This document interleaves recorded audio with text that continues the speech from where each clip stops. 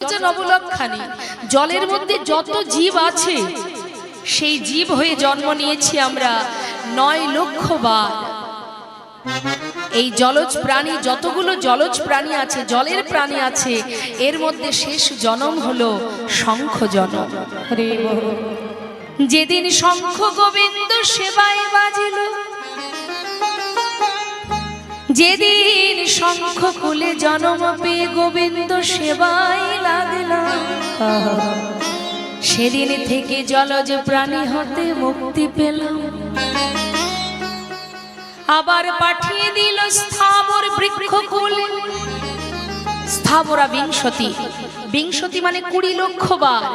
এই জগতে যত বৃক্ষ দেখতে পাচ্ছেন, এই বৃক্ষকুলে জন্ম পেয়েছি আমরাও। আমরাও বৃক্ষ হয়েছি 20 লক্ষ বার।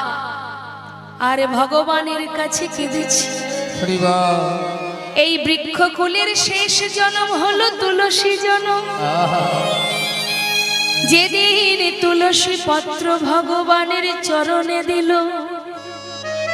যেদিন ভোগের থালায় তুলসী দিয়ে গোবিন্দায় নমঃ বলে নিবেদন করল,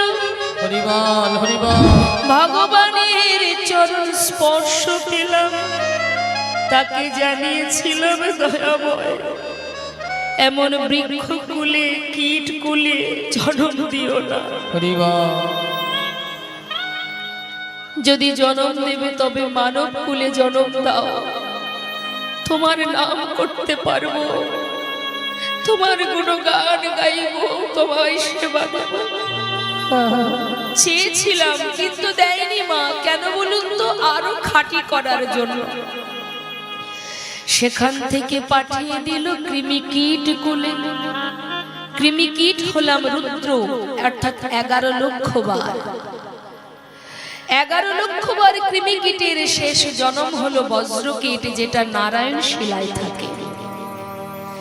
আবার সেখান থেকে পাঠিয়ে দিল পক্ষীকুলে জন্ম পেলাম। পাখিকুলে জন্ম হলো 10 লক্ষ, পক্ষী নাম 10 লক্ষ কম। এই পক্ষীকুলের শেষ জন্ম হলো ময়ূর জন্ম। বিশ্ব ব্রহ্মাণ্ড কিভাবে ঘুরেছি মা আমরা, এটাই আমাদের প্রথম নয়। অনেক ঘুরেছি, অনেক সাধনা করেছি, অনেক আঘাত, অনেক যন্ত্রণা পেয়েছি।